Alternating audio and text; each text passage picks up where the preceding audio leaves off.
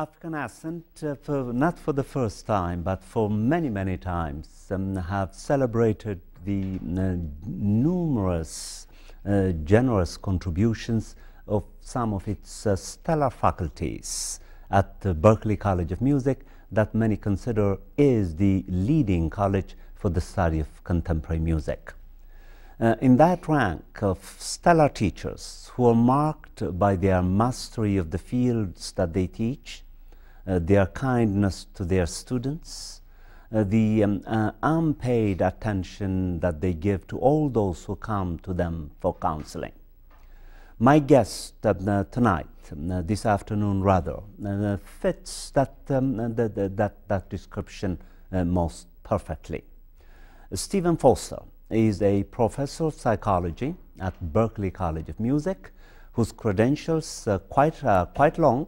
He combines both the art of teaching and teaching it well at Berklee College of Music, and also practicing the field in his own nice office, to which I haven't been, but to which I intend to go. I believe on or at Central Square in Cambridge, Massachusetts. He is particularly gifted in the art of conversing with his students, diagnosing their conditions, then masterfully and effectively serving them the kinds of humane medications, as it were, that they deserve. His field of concentration, considering the fact that psychology is a very expansive field, is what he designates as existential psychology. African Ascent, for the first time, is honored and delighted to bring you Professor Stephen Foster from Berklee College of Music to converse and reflect on his field, existential psychology. Welcome to African Ascent. Thank you very much, Edwards. Well, as I said in the interview, having the great privilege of always sharing this beautiful office that we have at Berklee with you, is that you are very attentive to your students. How did you master this attentiveness? What is it that you do as a psychologist to do it as well as you do at Berklee? Yeah, wow. Thank you. You're very generous with your observations. I can't say I master it. I say I do the best I can, which is every time I'm not paying attention to try to remember to pay attention. I've been practicing a mindfulness meditation for some 30-something years now. And before I even knew what I wanted to do professionally, I found an interest in, this was back in the mid-70s. And I had dropped out from my bachelor's degree for 10 years, and before I went back and finally got it. And during those 10 years, I did various things. One of the things I did is I looked into meditation, Vipassana meditation, and which mainly focuses just on being present and being mindfully aware of the present moment. I find that practice you can do anywhere. You don't have to sit on a pillow, and you don't have to do it over a long stretch of time. It's just a skill of mind to just sort of wake up and be present. And it really helps as a psychotherapist, because if you're not being present to your client, if your client's telling you something really important and you're off thinking about something else and not really attending to it, yet suddenly you're not with your client anymore. I don't know what you're with, but you're not with your client anymore. So I learned pretty early on that that was a great skill to keep practicing. And it helps me with clients, and it helps me with students.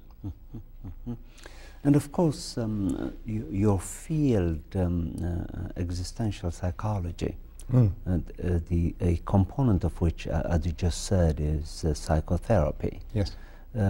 Is informed by the data that the psychologists have been accumulating about how the brain works. Yes. How crucial do you think is it to know and know well how the brain works so as to do psychotherapy competently? In short, what is this science of the brain that has become a cutting-edge concern to psychologists now? What is it exactly? I'm so curious to have you talk about it. I would love to talk about it, and I can share answers that are partial answers, because that's all I think anyone has. It's a field of study that just keeps growing and going, and once you think you have an understanding, the science keeps growing. Suddenly what you thought you knew is true is now you have to change your mind. So it is a scientific inquiry of how the brain works, with the idea that anything that you do or think, all your behaviors, all your thoughts, all of your subjective experience, which is not just thoughts, it's also your emotional life, it's memory, it's perception, like of this moment. It's anything that goes on in the fullness of your mind. The theory is, happens because there's activity in this physical organ called the brain. So, neuroscience says if we can get more and more accurate in how we understand how the physical organ of the brain works, and correlate our understanding of how the physical brain works with what goes on in our mind, it gives us a deeper understanding of what's going on, but also opens us up to new possible ways to treat certain conditions, more effective ways to help people change their mind when they want to. So that's what neuroscience is for, that's what it's about. And if I'm not reasonably up to speed with where neuroscience is in its present understanding of things, I could be making an ill-informed decision about how to treat someone, because maybe 10 years ago neuroscience thought, use this medication to treat this condition. And if I'm still thinking 10 years ago, but neuroscience has changed its mind, I'll be treating a condition in a way that doesn't work.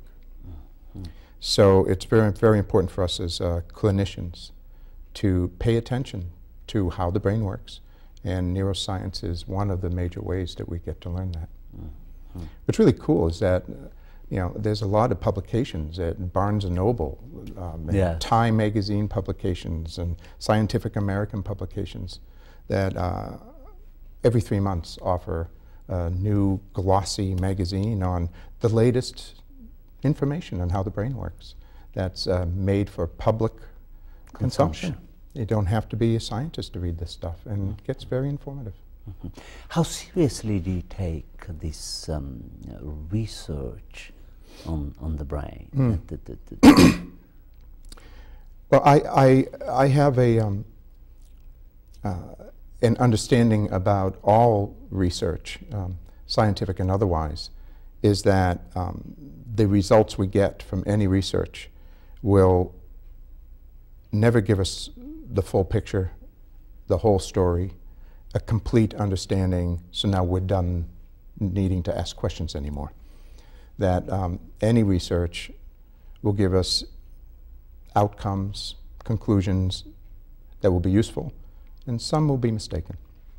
So when I say that neuroscience in some ways might be mistaken in some of their conclusions, this isn't because I think something's extra wrong with neuroscience. It's just part of the human condition, that our attempts to understand things run into roadblocks, and it's very rare to really fully, completely, once and for all understand anything. So I think it's useful, but when I sit with a client, I'm rarely sitting there thinking in my head, I wonder what's going on in my client's brain.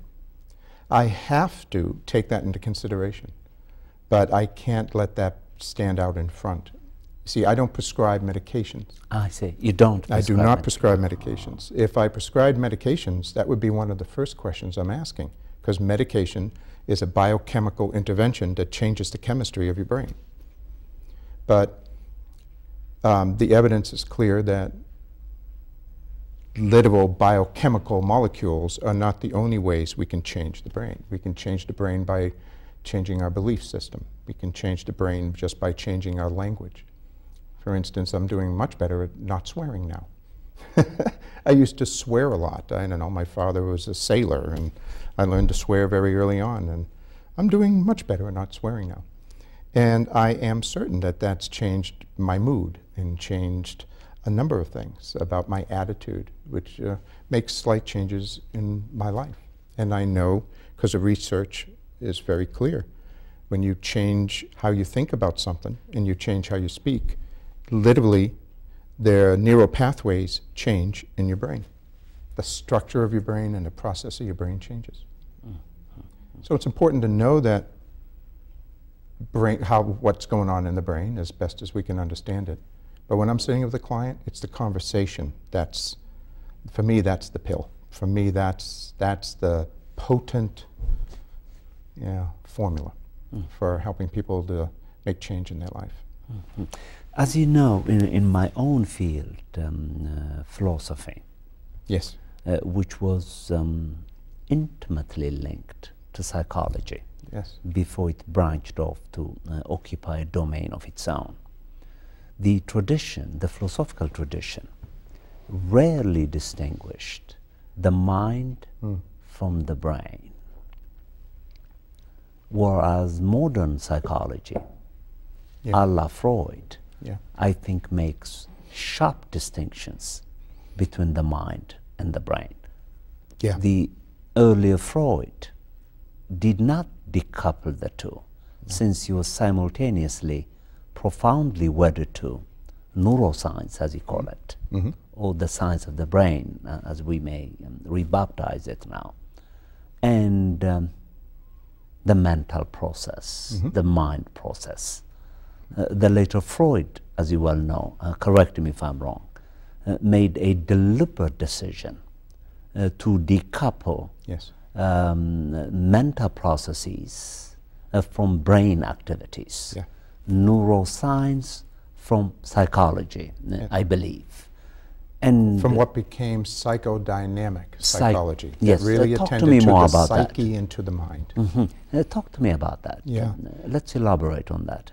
Why did Freud do that? What is it that encouraged them or radically forced them to decouple this? Well, he spent some time studying hypnosis and studying the effect hypnotic trance and hypnotic suggestion can have in curing certain conditions of what used to be called hysterical blindness. For instance, a condition where the symptom is you can't see, but there's no physical cause, there's no brain damage, literally, that makes it that you can't see. And so he studied hypnosis with some famous hypnosis people, and he saw some effectiveness there in the treatment. And he noticed that it didn't quite matter what neurons were doing what. He noticed that what mattered was states of consciousness and how can you induce trance states, and suggestions. How can you help encourage a patient to believe something to be true? And so all of that has to do with working with the mind. If I might just back up a second, you used a really important term in your question. The question, you used the term distinction. When I teach and when I'm with clients, I'll use that term a lot. The clearer we can get in making distinctions, that we can distinguish the differences as well as acknowledge the similarities between things. We are similar, we are both men, but there are also distinctions. Personal history, and some number of events that we have sort of in common, maybe similar kind of events, and then there are these events in our personal history that don't seem to have much in common at all. Those are distinctions. The clearer we can distinguish something accurately as for what it really is, the more powerful our understanding. I see. And so he determined it was really a valuable, powerful thing to do, is to really distinguish the difference between an organ called the brain and how it works, and your mind, which is your subjective experience. And he looked at what was going on and he decided working with the mind doesn't, it's not necessary to have a complete understanding of how the brain works to work effectively with someone's mind and with your own mind. It's actually been known throughout human history, well before we even knew there was a brain. People were working with their own mind and other people's minds. And of course, this is where the crash course that my audience would desperately appreciate would come in, is to discuss how the mind works. Oh my goodness. In Freud's mind. Well, there's some, so let's distinguish a couple of other terms here. One term, psychodynamic, it means it's any theory that's psychodynamic, and any psychotherapy that's psychodynamic works primarily with the mind. Psychodynamic also works primarily with the mind, including the unconscious mind. So Freud emphasized something called the unconscious mind, as well as recognizing the conscious mind. And roughly, the way I understand it, which is different than Freud, but the way I understand it is, there is that which we are consciously aware of, like right now. I am sitting here, we are talking, I have some idea where we are, I am hot, I am whatever. That I am fairly consciously aware of my subjective experience, of what's going on in my mind. But there is, according to Freud and the psychoanalytic, psychodynamic theories, a lot going on below the level of conscious awareness too. And for Freud, the magic pill had to do with take this pill, and it's a metaphor, you're not really taking a pill, engage in this kind of conversation, and you will discover what's going on more deeply below the level of your conscious awareness that might be motivating you to do things, to feel things, to say things, to want things. And that can empower you to make changes. If I don't know what's making me want to be an active alcoholic, if I keep trying to stop drinking, but I'm not really getting to the core of what's making me drink, I can keep promising myself I'm not going to drink the morning after, but because I haven't really dealt with what's really making me want to drink, which resides below the level of my conscious awareness, I will at some point just not be able to control myself. I will be motivated to drink again. A lot of what motivates us operates below the level of what we are aware of.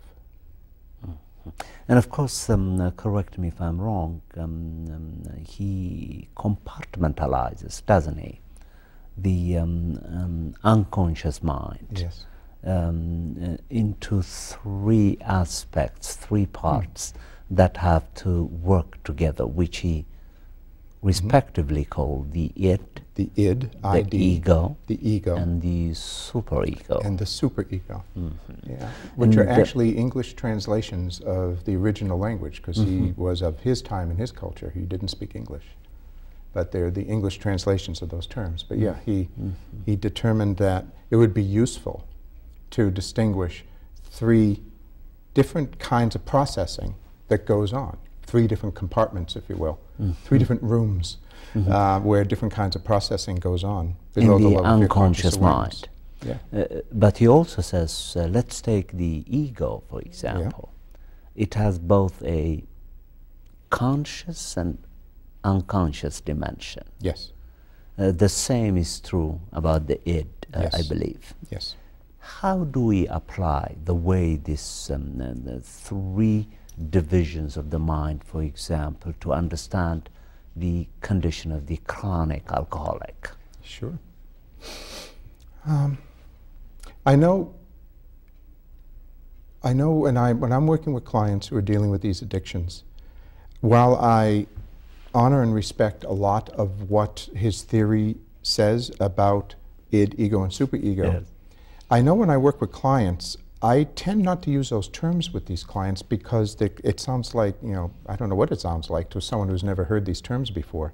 They sound strange. It sounds strange. It's like, oh my God, would I get this strange virus in me? Clinical, yes. Oh my God, I'm going to die.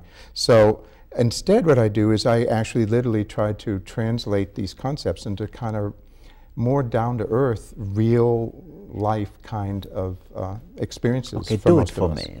Imagine a patient, sure. One of your patients. All right. Then if I'm alive and I'm a human, according to Freud, I have these three different kinds of processing going on. One kind of processing, the id, has to do with our biochemical, instinctive. It's us being an instinctive animal. It is us being of a body, of a nature, right? So our genetic inheritance has to do with our id. Which we share with cats and dogs and other non-human types, correct? That's correct. If we are alive, as far as we understand life on this planet, genes are involved. So id has to do with our animal nature. And when I begin to open conversations with clients about our animal nature, depending on who the client is, that could open up real interesting avenues for them to explore themselves. I see. Right? Because most people can relate to the fact that, there's a part of me that can be quite animal. When I get enraged, when I get violent, when I get sexually passionate, that there is a kind of animal, out-of-control-y, kind of instinctive-y kind of way about me. The aggressive instinct. It could be aggressive, but it could also be sexual passion. It can be any number of things, but it is of our nature. Two kinds of instincts, the erotic the instincts and the death instincts. And the death instinct as well, that's right. And for him, whenever the word instinct was talked about, and this is also true for me, and most psychoanalysts, we're talking about the animal nature of us, the instinct, the automatic pilot without really consciously choosing it, motivated inclination to behave a particular way, to desire a particular way, to think a particular way. Now, let me make this a bit controversial. Would you then add, for example, prejudice in all its different forms to be anchored in this animalistic inclinations that is a permanent facet of the human condition? To put it differently, is prejudice or racism, as most people would say, manifestly an expression of this aggressive death instinct that neither the ego nor the superego could cure? That's a great question. I am not certain of an answer to that question. For me, I am spending less time thinking about death instinct per se. But if I could just reframe your question slightly, please do. So I can then answer my question. Of course, I'll pretend I'm a politician, okay? Of course, it's now that you asked your question, thank you for asking. Now let me answer the question I want. So instead of death instinct, I do think in terms of human aggression. I do think in terms of prejudice. But I actually literally broaden that term. Prejudice is very related to prejudging. And prejudging doesn't just have to do with social groups or physical features of people or race or creed or national origin. The capacity to prejudge a situation appears to be part of what we do as human beings. Okay. And it looks like we've been doing that ever since we've been human beings. If you look at the archaeological, anthropological evidence, and that there is a lot of very quick judgments that one group or one individual will make on another group or another individual. And then they'll act out that judgment. So if I judge you're less human than I am, that gives me permission to, I don't know, kill you. Just at least in my own mind. This very quick judging I relate to this prejudice idea. A lot of the details of how we prejudge things or quickly judge things is socially conditioned into us. I see. But to get back to your question, that it appears that we've been doing this ever since we've been human beings. I think that's evidence that that's biochemically and genetically into us. That's part of our nature. The details of how we act that out depends on what we learn. Remarkable. Yeah. And now, of course, all this is going to lead us to the main subject of the interview this evening that my beloved audience is looking forward to. Namely, the kind of psychology that you practice. Sure. That is linked to a philosophical construct, Yeah. namely existentialism, which Kierkegaard and long after him, Yes. Sartre in particular, made popular. Now people who've never read anything about existentialism use it freely. It has become as common as a cup of coffee. Yes. And what you've done is you've taken that construct and then you have synthesized it with psychology, and now you're practicing existential psychology. Break it apart for me. Oh boy. Humanize it. Humanize it. Well, that's a good term. Existentialist point of view is a point of view that it would be most powerful, most useful for us to, if we're going to be thinking about our condition and what's going on here, to be thinking in very specific situational terms, and to be thinking about things in terms of people's real life experience. What's really going on, what people really think. Some existentialists have these ideas that we have deep concerns that all human beings share. For instance, all human beings care that we're mortal. We care that we have a limited lifespan. For some of us, we care about, where we come from. The existentialists say we deeply care with the fact that we're going to die. And most of us are not consciously aware how much we care about that. So we care that we're going to die. I care that my wife is going to die. I care that I'm going to die, that my cats are going to die. And most of us, most commonly, don't want to think about it. So that's where psychology comes in. And Freud's idea of defense mechanism is we will deny consciously that which makes us too uncomfortable. But the existentialist says if you're in denial, you're probably not going to be empowering yourself. So what do you say? We just acknowledge the truth. So most of us, by the way, are deeply concerned about truth. Most of us are frustrated and fed up with politics because of so much lying going on. Your results may vary. Some people aren't fed up with it. But a lot of us are fed up with it. A lot of us are very upset when we notice someone lies to us. A lot of us can get to feel quite guilty when we realize we have misled other people. Others of us turn misleading people into an art form. But the idea of truth is really important to everyone in some way. What's actually so. So the existentialist way of looking at things is to just pay attention to what is present in our actual life and look carefully, see what's true. And then, if I can see what's true, really true, that might empower me to freely choose to change the situation. Okay. As an alcoholic, see what's really true about what makes me drink. Only then am I empowered, possibly empowered, to make the kind of change that can really solve that situation for me. Otherwise, I'm just trapped by it. And how does the existentialist, in the context of dealing with what he called the concrete situation, the fact the other fact that I am thrown into this world, Yeah.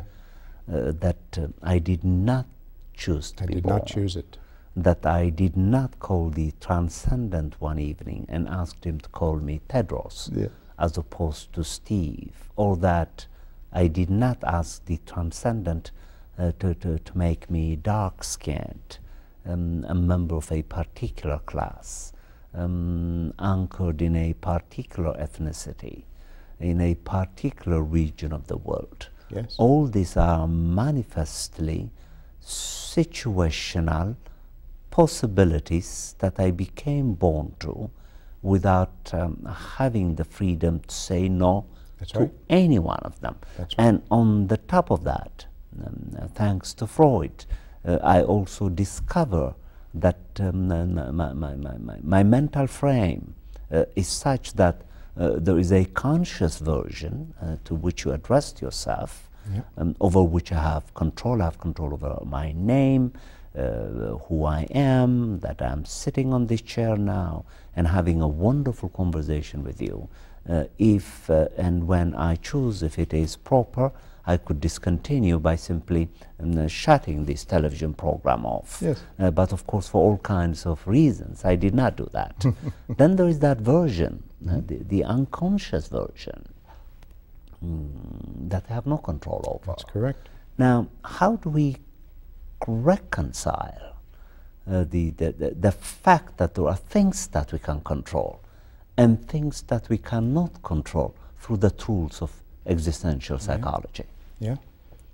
That's it. That's the point. The point is to get clearer and clearer. We talked earlier about making distinctions. For each of us, so existential point of view says it is up to each of us as an individual. As an individual, it's up to each of us. All on our own to take full and total responsibility for our life exactly as it is, even the parts that we didn't choose. Incredible. So, And then by, I'm sorry if I just, and then by taking full responsibility and distinguishing clearer and clearer what is actually true about this situation that I'm taking responsibility for, including the parts I didn't choose, then I get more and more powerful knowledge, useful knowledge, that can empower me, maybe, possibly, to freely choose to alter the course of things. it's remarkable. Correct me if I'm wrong.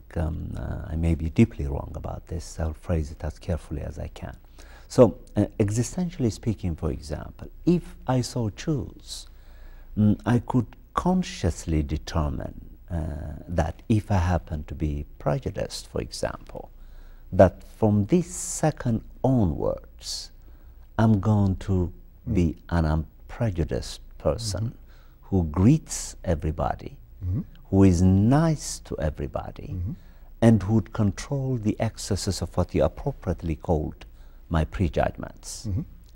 But psychologically, because myself is divided between the conscious dimension, which I can control, and the unconscious dimension that I can control, I'm such that unconsciously I am made up of instincts that are, on the one hand, life-preserving, and on the other hand, life-destroying.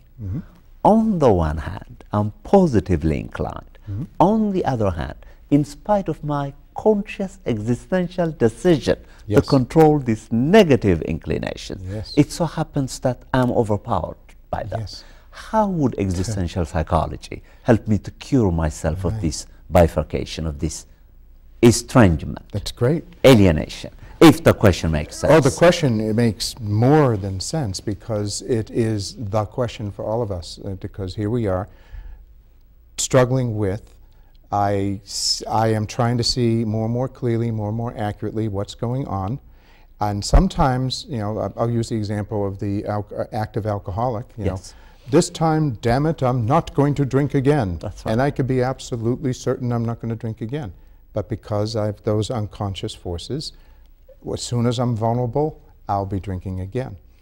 The thing about existential psychoanalysis, existential psychology in clinical practice is it encourages us to acknowledge a truth rather than to naively believe a wish. In psychoanalytic theory, there's this idea of wish. Actually, Rollo May in existentialism also talks about wish and the difference between a wish and will. That wish is kind of like a naive kind of thing, that a child, I wish this would just go away. Well, maybe it will just go away of its own if divine intervention happens, but more often than not, it takes a little bit more than wishing.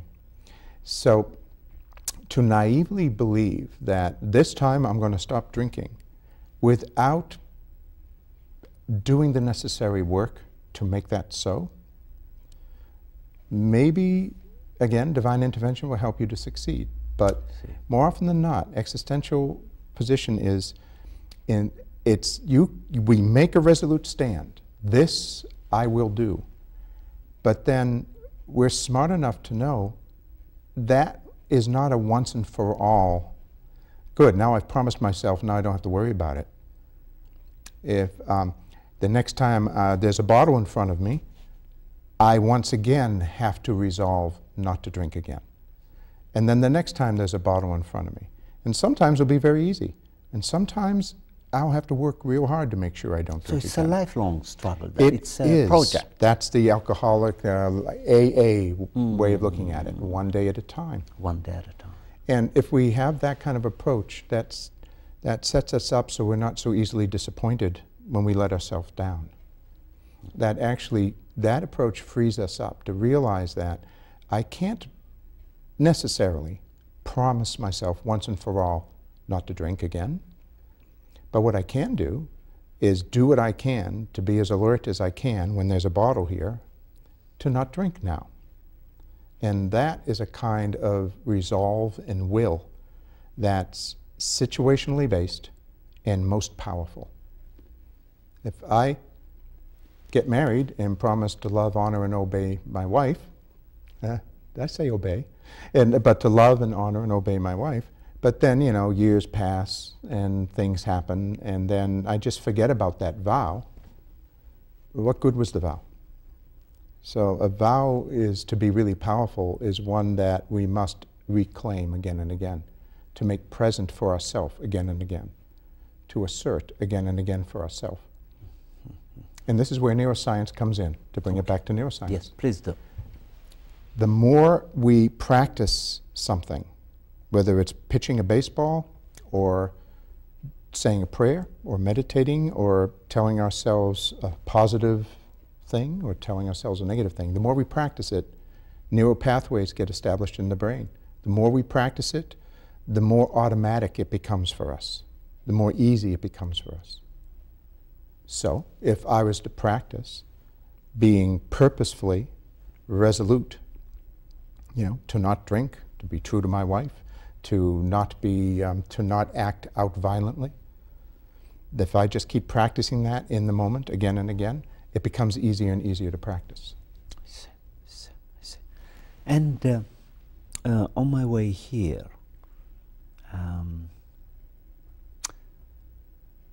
you expressed an interest which dazzled me, to speak about conversations. Conversations, the very conversations with which I began this interview, which drew my attention to you as a practitioner, play a central role in your practice, I think.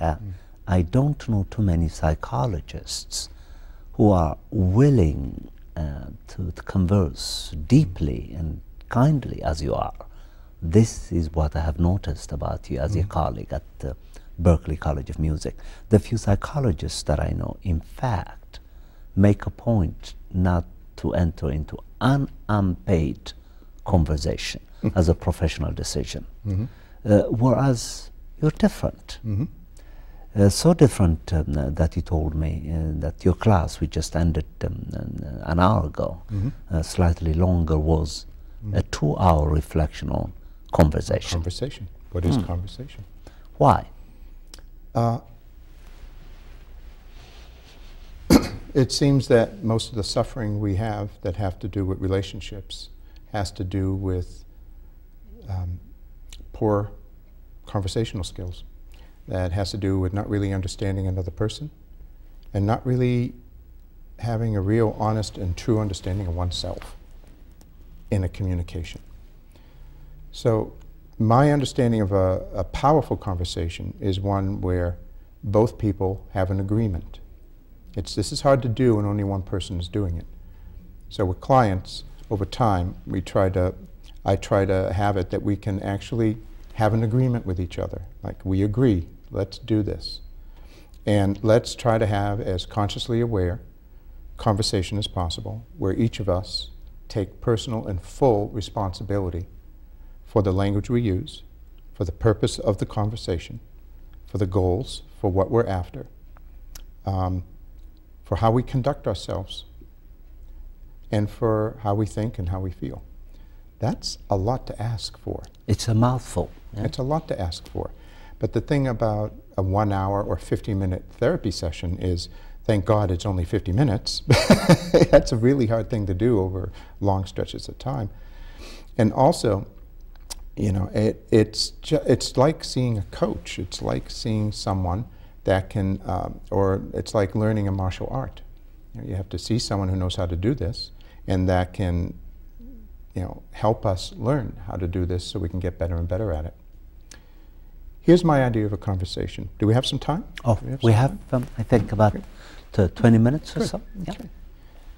My idea of a conversation is, number one, purposeful.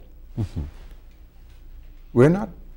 Conversations don't just happen, at least as I understand it. Put it in italics with capital letters. This kind of conversation is purposeful. It's toward a goal. Deeper understanding, perhaps. We have 10 minutes, I We think. have 10 minutes? Yes. Thank you. That helps. This will take 2, I hope. No, could take longer. So, one, let's get clear about what the purpose is. And in psychotherapy, we might have 2 or 3 goals, objectives, or purposes. Whatever the specific goal is, you know, stop drinking, remain loyal to your wife. Remain loyal to my wife. There are a lot of these kinds of goals which we have. Situational examples. Situational. But for me, as an existential therapist, I also know that there's bigger picture involved. There's the situation, like quit smoking, and then there's a bigger picture. And the bigger picture has to do with the purpose of getting a clearer and clearer, deeper and deeper, more accurate understanding of what's actually true, of what's actually so, within my own mind and within your mind. So I must be purposeful as a therapist to remain purposefully paying attention to what's actually going on in my own mind, and not just assume that I'm always, you know, on top of things. I can be mistaken. Like the conversation that we're having now. Like right now, my job is to do my best to be purposeful. And right my job is to learn how to ask the right questions. Yeah. Right, the big questions, the power questions. Purpose also is about getting a deeper, more clear understanding, an accurate understanding, and a more useful understanding, one that really empowers us.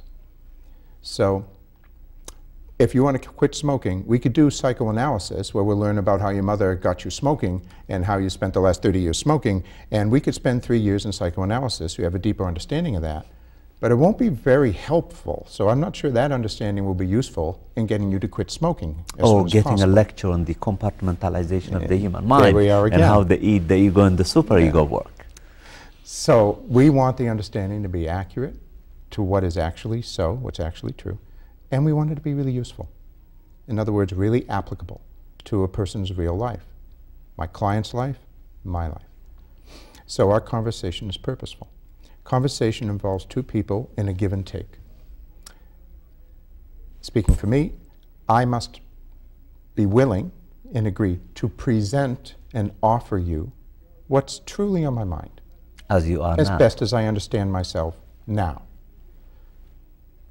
I must also agree, in order for this conversation to really be powerful, to receive and listen to what's on your mind. You know how most conversations you're in the middle of saying something and someone just can't wait for you to stop, to give them a pause so they can just jump in with their. And it's talk. like dueling monologues. So a real effective conversation is a give and take, where we really build on each other. Yeah? So you say something, and what I might offer you is, instead of what's on my mind, like, oh, I think da-da-da, but I might offer you a deepening question. I might offer you, can you give me an example? Or, I have a definition for that word. Do you mean this, or do you mean that? I have seen you doing that in the classroom with students. Yeah. And for me, that kind of conversation empowers us all. Number one, we don't feel so alone anymore. This culture, we are bombarded with all kinds of evidence that not a whole lot of time in our waking life is spent with anyone paying any attention that's of any quality to us. And correct me if I'm wrong, but in most conversations that I have witnessed, particularly in the classroom, some of my colleagues do not praise our students enough. Mm-hmm. Instead, they police their weaknesses, mm-hmm. and the students in turn hold back, yeah. because they wouldn't mind to get praised sometimes. Would I be right in diagnosing the classroom condition? Up to a degree. Yeah, up to a degree. If I may just alter one word, I won't use the word praise. I think our culture is too involved with praising and being praised. I think of teaching more as guiding. Okay. And it's sort of like in most cultures throughout human history, most people learning skills, whether it's children learning how to be adults or anyone learning a craft, don't need praise from someone. Good boy, good girl, oh, you did that well. It's less that and more like just guidance about, yeah, that's right, yeah, like that. Can you see how, tell me why you did it like that and not like that, and can we guess what kind of result you'll get? Acknowledgement of it rather than praise. Acknowledgement is more down to earth. We don't have to build the ego, grandiose egos. Rather it's just more down to earth. So with students, I try. This is still hard work for me. I try to do exactly that. So do I. In fact, I should take a course from you, so that I could learn how to do it better. But very much like you, what I try to do in my philosophy courses is engage students in a conversation. Yes. I rarely lecture them unless it has something to do with something very technical. Yeah. That I would very quickly summarize for them. Even that I try not to do very often. You probably do that better than I do. I've been known to get lost sometimes in my explanations, but that's where my passion can take me over. Wanting, willing, desiring for students. For students to get as much out of this as possible. I can imagine. And sometimes I have to really just kind of pull myself back and trust the conversation. Just let them go, and you don't have to keep correcting. Just let them go. I may be doing too much of that though, because I do let them go. Yeah. But what I have learned over teaching now for 30 years, I think, is that I began my career by wanting to control the conversation. Yeah. And now, as I am getting better at it, I'm discovering that they learn more if I let it go, and if I let them make mistakes and close my eyes and ears to it. Yeah. And then, as you would say, guide them in a very subtle way outside of class to revisit what they think they have understood and understand it better. Yeah. Something to that effect. Well, our conversation on existential psychology has hardly begun. We have about 2 minutes left, and my audience is a very curious audience. I would like you to say something to them about existential psychology.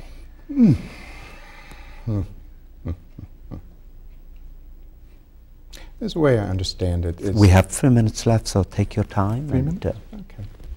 There's a way I understand things that we're all doing our best.